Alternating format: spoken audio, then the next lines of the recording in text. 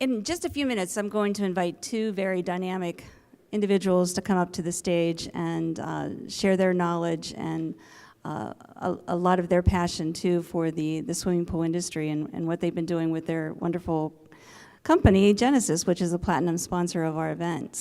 But before I do, I want to kind of recap some of what has happened in the market growth track today and really some of the key facts and the takeaways, maybe. The one thing we learned about, some pretty negative trends as far as the U.S. and also global considerations with obesity rates going up, and that due to physical inactivity, basically, and all the disease that comes from that and the healthcare costs that rise as a result. And we've seen that physical activity is down, sports participation is down across the board, and everybody in the sports industry is concerned about that. Swimming isn't yet really a big part of that dialogue. I mean, it's a minor player in the big sports world. About 3% of the people that participate in sports are in water sports, so it's not like a football and a baseball and everything else. So we need to be part of the dialogue because we are such an answer across all age groups, as you've heard from Keith Story's presentation earlier. And it is an aspirational activity.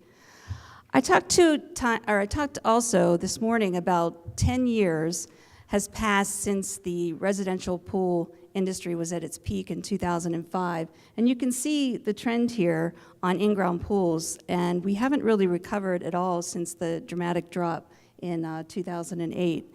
And one of the most concerning things is not, that's concerning, of course, but also recently we did a study of industry professionals, and we asked them about their level of satisfaction with the current level of the industry. And we found that 70% are either satisfied or extremely satisfied about the current state of conditions. And that's concerning, especially because the most satisfied are the younger players in the industry. So those that are coming in with 5 to 10 years or less experience in the industry are happier than those that have been here a while. Maybe that's because history, those that have been here longer know how good it was in the good old days. But it is concerned because complacency is not a good thing, especially when you're in such an area of decline. There are some megatrends that are happening, which I think are either positive, negative, or neutral to either the commercial public side of the pool industry or the residential side. You heard a lot about at least a little bit. Doug talked about the historic wealth gap and the fact that so much money is concentrated at the very top of the economy. That means that there isn't a lot left to go around, and you don't have a lot of middle class people putting in $50,000 to $70,000 to $1,000 pools in their backyard anymore, so that hurts the residential. Climate change, everybody knows that things are changing. The winters are strange and storms are heavy, and it messes up the construction period in the Northeast, and it kind of messes with the heads of the people in the drought situation in California and whatnot. So climate change really has an impact on us, and sustainability, of course, from a water conservation and energy as a result is very important. Millennial preferences, they talked a lot about what the millennials like to do, connectivity. They want to exercise when they want, where they want. They want to be able to track their performance. They want to be able to do it easily. There's a lot of things that we have to keep in mind with this generation that's very different. And the other thing is the choices that they're making on where they want to live. I saw a study just recently or I heard somebody, where was it? I don't know. Anyways, there's going to be, by 2030, there's going to be 82 mega cities in the world. And mega city is defined as being 1.4 million or above in population. So there's increasing concentrations into urban settings. And the millennials are driving that trend, which means smaller backyards or no backyards. So we have to think about that. And changing demographics. That means kind of the browning of America, if you will, the Hispanics, the African Americans, and those are the populations that tend not to swim. And we saw in the last hour some very positive action being taken to bring the gift of swimming to those less advantaged populations, and that's very, very important, knowing that that is our customer base moving forward, increasingly so.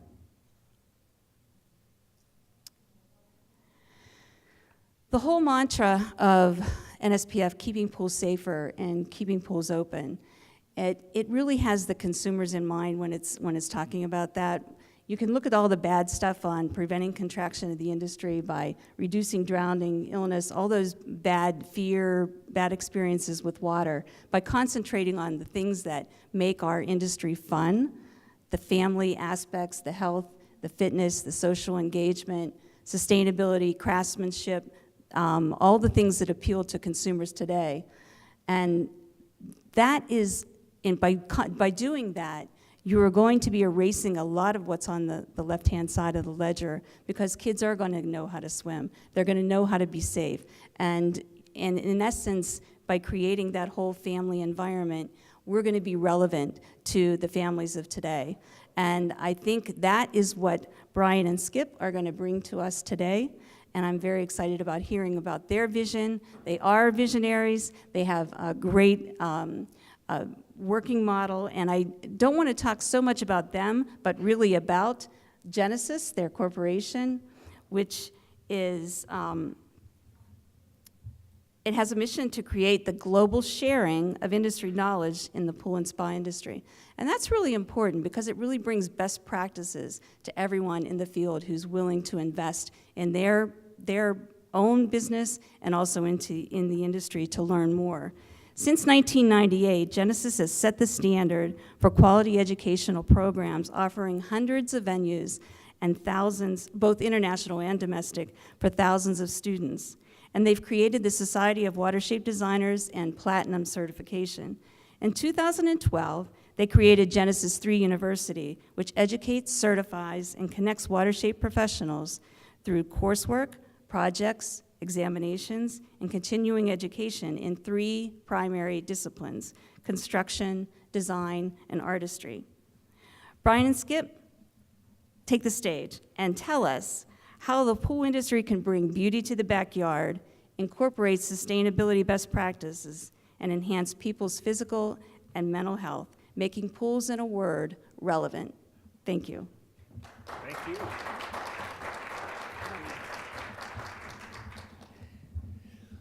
First, I'd like to thank the foundation for having us here and for all the good work that they do. It's, I was going to use those notes if you don't mind. It's really great for the industry that someone is doing the research that shows in black and white how great our product is. And I want to relate a story before I let Skip talk, and that is that early in my career, I owned and operated a retail pool store on Miami Beach, and I had about 500 or 600 service accounts and 20-some employees. And I was early, and I built my first few pools, and a young woman came in one day. She was attractive, and she worked for the Chamber of Commerce, and she was in there to recruit me. And honestly, I would have bought whatever she was selling. And so I joined the chamber without really thinking about it and understanding what I was getting into. And the city of Miami Beach had an active chamber, and I went to my first meeting. And when I got to the meeting, it was on top of a bank building, and most of the people there were in suits. And I was in suits. I didn't have my shorts with holes in them on at the time. I thought it wouldn't be appropriate. And I was informed on arrival that I was going to be called upon to go up in front of this group of close to 200 people and to tell them what it is that I do. And I want you to know that at that time I was less comfortable about speaking in public than I am today. And I stood in the back of the room and I was thinking it over, and I go, I hadn't prepared a thing. And fortunately for me, the first guy that came up was in the carpet business, the new member ahead of me, and he bored him to tears. I mean, when you go up and to see, we clean the carpet, and it was exciting.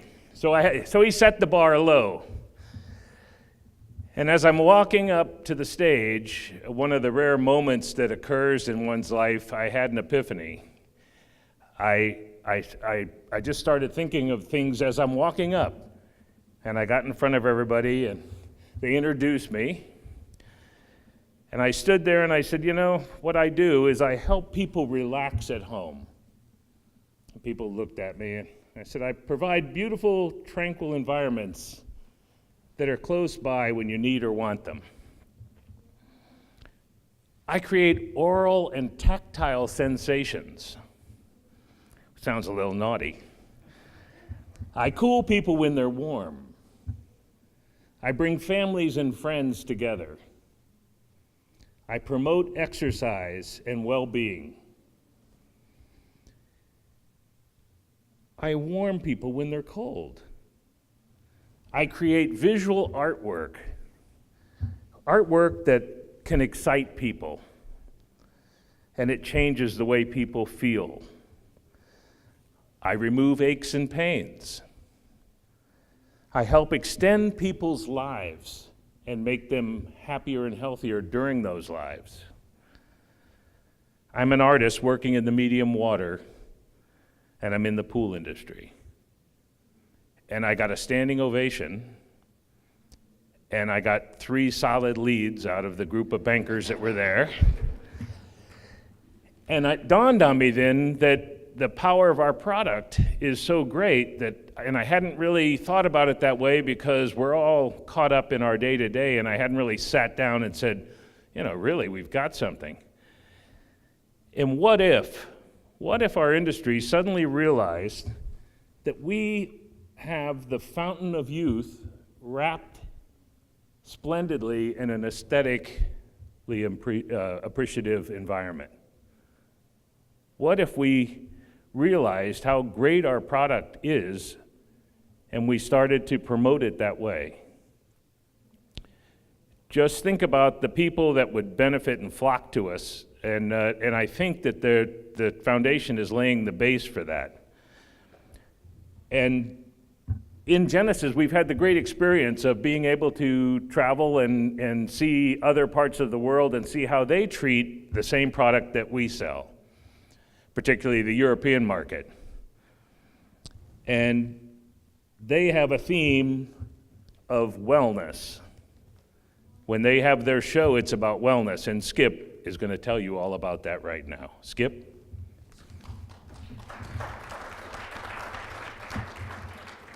Thanks, Brian.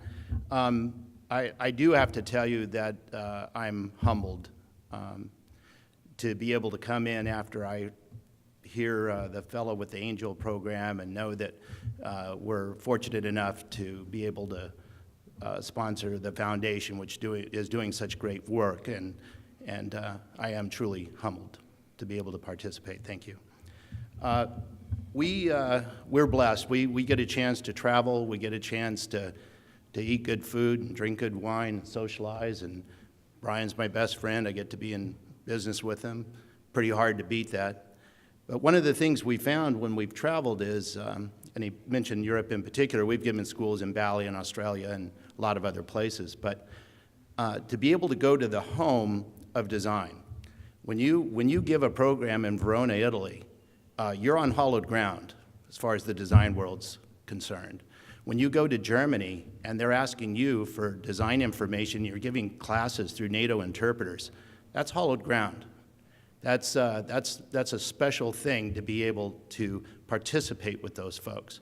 What's been interesting is that our perception here in America is much different than the way the Europeans, as an example, look at their vessel designs. Like Brian said, the German Trade Association's name is wellness. So everything about those vessels is about the therapeutic value, whether it's color, the lighting. They do incredible, incredible work. So when I have a work permit in Canada, but when I work in Canada as opposed to Europe, I find that the Canadians are more sensitive to that wellness theory than we are here in North America. In America. We are all about outdoor living. And so the crossover actually occurs, in my view, in Canada. So when I mentioned this earlier in another program, when the Swarovskis did really the first world-class spa in North America, they did it in British Columbia. They didn't do it here in the United States. But in the process of traveling and getting an opportunity to learn more about the pools, I also have recognized that there's a symbiotic relationship between the commercial pool division and the residentials. I mean, certainly a bad or a good experience in one can influence the effect of another. All of this great work that the foundation is doing to promote swimming and get people in the water, when you think about it, we can defeat that at the residential market all by ourselves. So Genesis has really been about training people, both in the design field and the construction field, and really trying to focus on elevating an entire industry. And it hasn't been without its challenges. But I think we share the values of the people in this room. We believe in integrity, we believe in honor, and we believe in doing the right thing for the right reasons. So, and I think that's been beneficial. When we were in Germany for one of the shows, the first time when they had the wellness theme, in the show they had things that we would consider to be on the outside edge of our industry. They had people doing massage on the show floor, all part of their wellness theme. They had a section of the show. How many people have been to the show in Cologne? Okay, great. How about Lyon and Barcelona, of course? Okay, so they have these segments, and they have this emphasis on wellness. And interestingly enough, we've developed a great relationship with a company in Germany, Riviera Pools, and they've had Genesis now 3 years in a row. 3 years in a row do programs for their people there, which was interesting to us because we looked up to them, the Germans, when it comes to engineering and quality materials and so forth. They're all about that.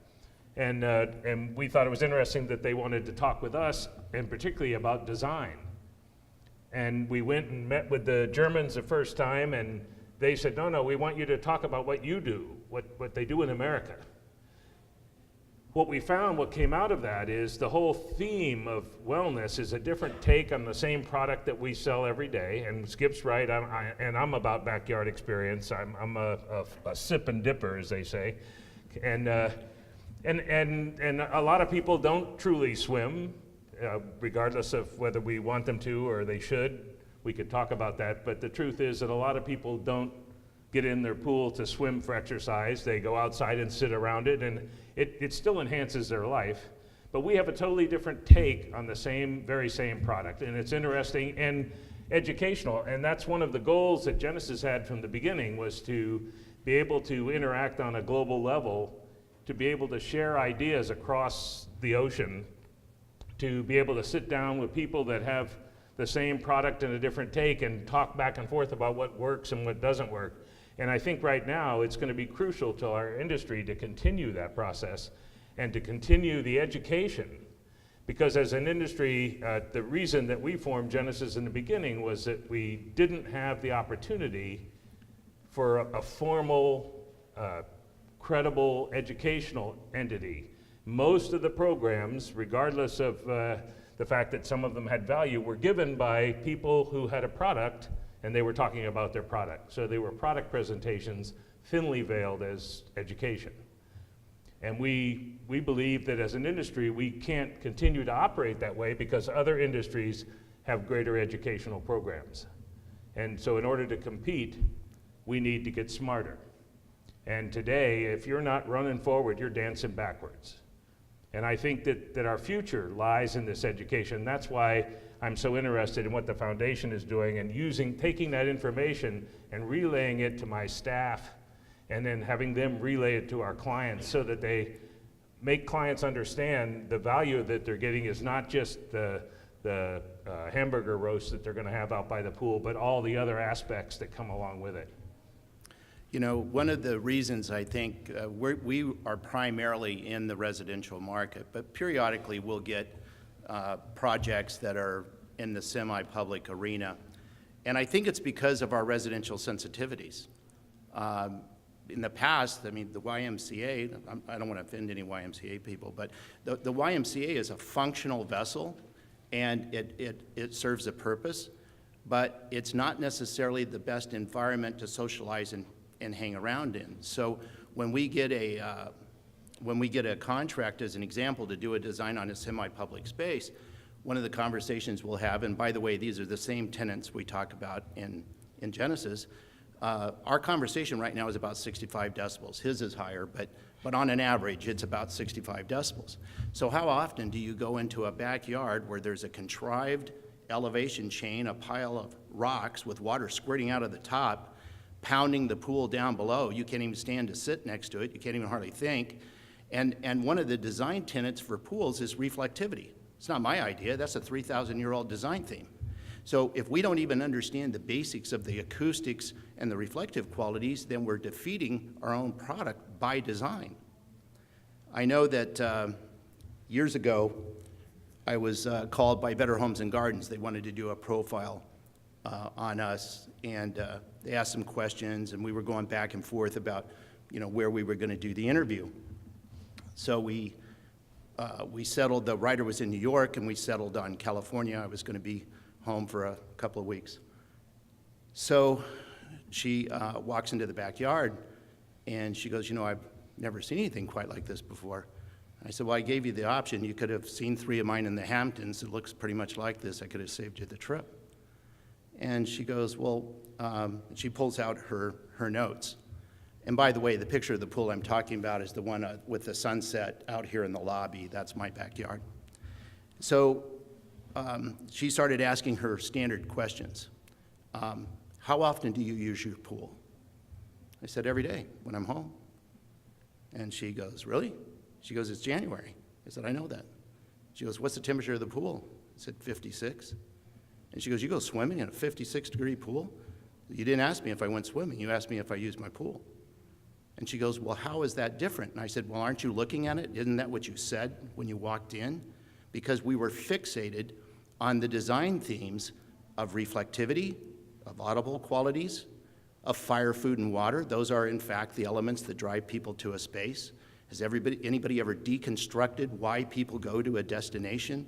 Why we end up with these, on residential pools, these big decks that look like parking lots? There's no viable reason to go any place on it. So by deconstructing the design process and analyzing it, we think that we've been better able to help not just in the residential market, but we've also found opportunities in the commercial arena as well. And to challenge the theory, by the way, next time you go to an outdoor restaurant, some of the tables have umbrellas, some have candles. Watch and see where people go with the umbrella and the candle. Just human nature. The commercial market feeds the residential market. A lot of people that have experiences with commercial pools in their childhood grow up to be pool owners. Inversely, what Skip just presented is an issue that points to an issue that we need to address as an industry. We're in a country that has, the short story is we have too many attorneys. No offense to any attorneys in the audience, but liability is strangling our creativity because we're so concerned about liability that you have to dumb it down and make it safe for the dumbest person on earth to be protected. And of course, I've been known to, of course, kiddingly say that if someone is dumb enough to dive in the shallow end of the pool or onto the steps of the pool, I don't want their gene pool to continue. But I'm only kidding. That wouldn't be proper. But I would say this, that I get calls for commercial pools because people are on my website and they're looking at images of projects that we've done, and they want that in their commercial establishment. And the first thing I tell them is that we're in a country that's overregulated. You're going to have signs, big signs, warning signs all around the pool, and that the entire code, the commercial code, could be eliminated and reduced to a single sentence. If it's fun and exciting, you can't have it. And then I say, but if you'd like us to attempt it, you can have it. And some of the best public pools, and when I say public, I'm not talking about competitiveness, I'm talking about hotels and so forth. Some of the best ones have broken all the rules. I've been involved in some of those. We've done designs that said, conceptual only, not for construction, and had rogue hotel owners build the pool without going through the proper channels, and then when they're done, they end up on the front cover of Sports Illustrated. The Raleigh Hotel in South Beach, a good example. Anybody been to the Raleigh Hotel in South Beach? So the Raleigh Hotel has been there. It's an icon hotel, and the pool is extremely interestingly shaped. If you take a picture from up at the top floors of the building, it's symmetrical and interesting, and it had a dry area. It wasn't really a great function for me because you had a lot of elevation changes, so you had to step up, to step down to go into a dry area, and then you stepped up again to climb over to go into a wet area. So we did a design for that, and the owner did it without getting approval, and we broke every rule that there is. The entire shallow area around the perimeter of the pool that was a dry deck is now a wet deck and varies in depth from 2 or 3 inches to 8 or 10 inches. So it's way off the charts code-wise. And it had a diving board, which they didn't want to use anymore. And we made it into a water feature that had water running down the steps into this shallow area.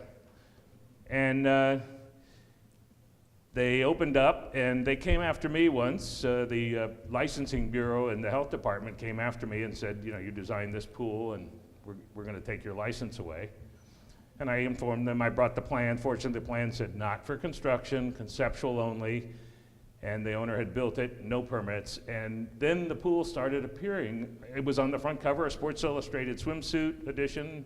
It appeared in several television commercials. And all of a sudden, the city of Miami Beach and the health department kind of backed away and just let it be. And now we're talking, that was 30 years ago that we did that. And today it's still an icon hotel. As a matter of fact, they're getting ready to renovate it, and I met with the health department. They've hired us a second time to design another pool they're going to add in the back. And now they're so enamored with the fact that they get all this recognition for the pool that they're having us renovate the pool, and they told us that we were afraid to bring up renovation, figuring that then they'd try to make it meet the current code. And they said, no, the pool is what it is. It's historic now. It's historic. So that means apparently I'm historic because I helped design it. So they're going to renovate the pool and upgrade it. And they said, no, as a matter of fact, you've got to keep the same tenants that are there now. So I was pleased with that. And the Delano Hotel on South Beach is another example of a pool that breaks all the codes. You know that one of the most popular details in the world today on commercial pools is a shallow lounging area. In some parts of the world, we did a project in Venezuela. I had to look at him because he looks Spanish.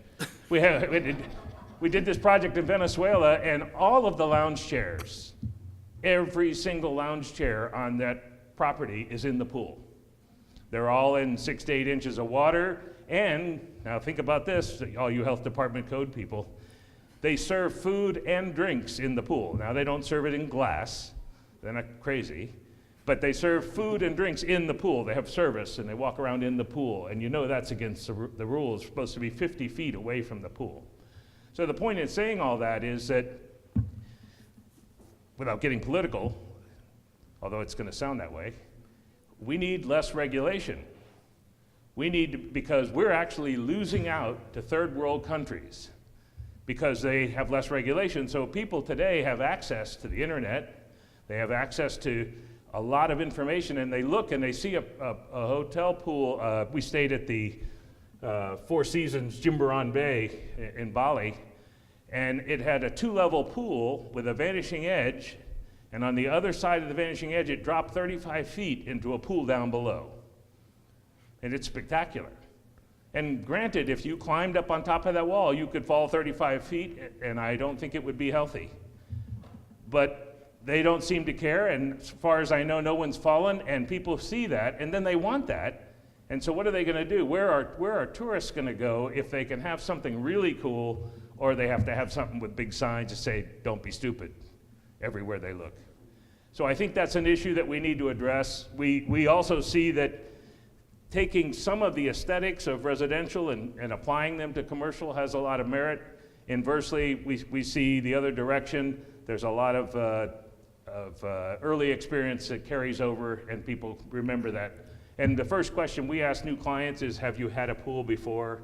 Which is surprisingly, about a third of them have had a pool at another house and so forth, and they have preconceived notions about what it should or shouldn't do, what that experience is. And as an industry, we need to know that stuff. So I congratulate the foundation for continuing the educational process and for providing, even though they keep trying to backstep and say that they're just helping other people do it, it wouldn't happen without the foundation. So I appreciate that. One of my clients in Canada, we were on a design assignment, and their favorite pool, I mean, they're always looking for someplace warm, is the Las Ventanas at the tip of Baja. And they said, that's like our favorite place. And they said, do you know about it? I said, yes, sure I do. I said, so what is it about that pool that really makes you want to have a residential pool here? Keeping in mind, this pool's 35 feet in the air. And they said, well, isn't it obvious? You know, I mean, there's the vanishing edge on the ocean side and the deck level overflow on the restaurant side. So, you know, those are the details we need. I said, okay, fair enough. Did you spend a lot of time laying around the pool? They go, well, of course we did. I said, you noticed they cut all the legs off the lounge chairs? And they said, no, I didn't get that part. I said, so you spent all that time, and you didn't realize the entire goal was to bring the water level up and bring your line of sight down to fully take advantage of that detail, so you would have gone to a lot of trouble, and you would have missed the point. So I said, we'll go ahead and do it. We'll do the floating patio, the corner of your house. We'll cantilever out over the pool.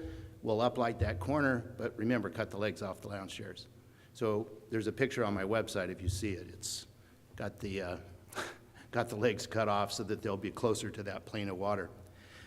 But often we look at vessels, I think, unfortunately, as if we only look at it in a utilitarian sense, we miss something. And there's been some very high-profile people that innovated and wanted to look at it a different way. One of them was Marcel Dassault. Anybody familiar with the Dassault airplane company in France? They make the Mirage. What was interesting is it's hard to find anything more utilitarian than a fighter jet. I mean, it's all about performance and meeting a job description. But what he said when they developed that plane, he said, first, it must be beautiful. So I really believe that you can have both of those environments. In the case of Alan Paulson, who owned Gulfstream, he's one of my clients years ago, he was contacted to innovate. Now, he was already at the top of his game. He already had a 40-jet backlog, and what did they run? 40 million stripped. So he already was doing well. But he had some serious competition. He had Bombardier, he had Embraer, he had Lear, he had the Citation, the Cessna Group. So he was contacted and he says, well, we want this plane and we'll buy it from you if it meets the following criteria. And as I recall him saying, it was a Dallas-Dubai leg, nonstop. He had a certain range and a certain number of people, and he had to develop the plane to sell it. Well, if he spends all that money on the R&D on this new plane and it doesn't meet the job description, not only are they not going to buy it, but he just developed about a $800 million pink elephant, maybe risking an entire company. Well, the fact is he did innovate it. He did develop the plane. It did meet the job description. And, you know, the rest is history. He continued to dominate still to this day, and he's been dead for a while. But I asked him about that, and I said, why would you do that? I mean, you were already the best. Why would you risk an entire company on the come like that? And he said, because there is always room for the best. He goes, it doesn't matter what the economy is, doesn't matter what anybody else does. He goes, there is always room for the best. And if you're that, that's a temporary position. You better be looking forward. You better be innovating. You better be trying to figure something else out, because it is a temporary situation. And to have a guy of that stature live it, I took that to heart, and I've tried to do that in my own business. We just want to say thank you. Thank you all for being here, and thank you for having us be here. We appreciate it. And Skip and I will be around for a while here. If you have any questions, we'd be happy to entertain them. And Are you going to explain away all your liability problems you just created in the earlier conversations? no, you know, I have the new philosophy. The older you get, I developed this philosophy: if they die, they die. And so that's the way I treat myself. And if all the people can remember when I'm gone is that I drank too much and told nasty stories and occasionally broke the liability laws, I'm okay with that. Thank you all for being here.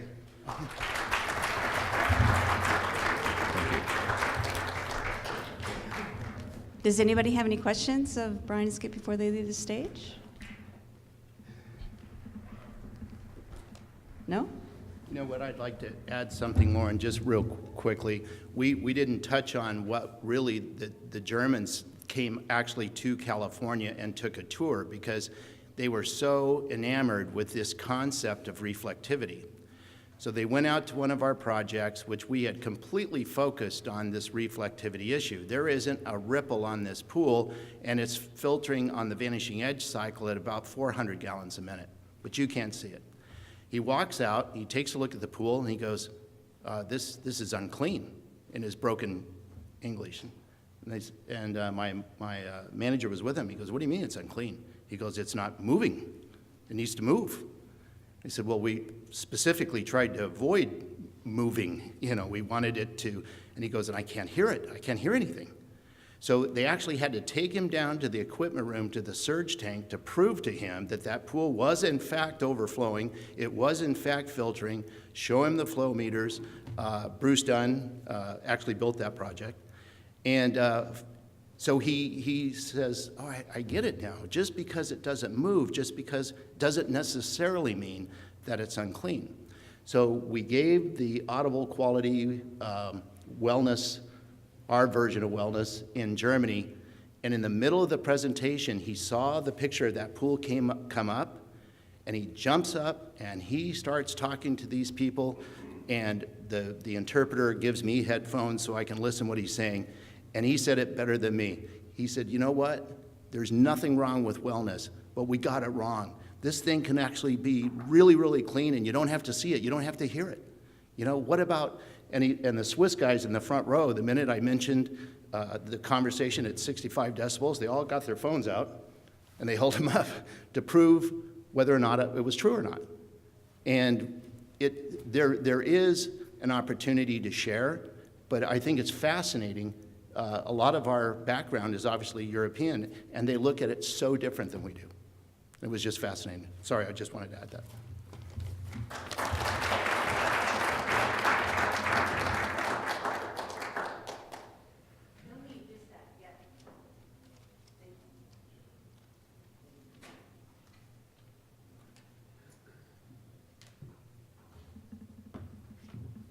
I just want to close today's session with one little personal story of my own.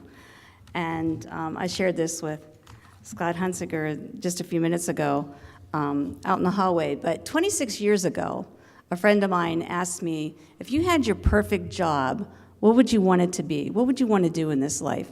And I told him, I want to work for a foundation. I want to give away millions of dollars to help people. And it took me a while to get here, but I'm here.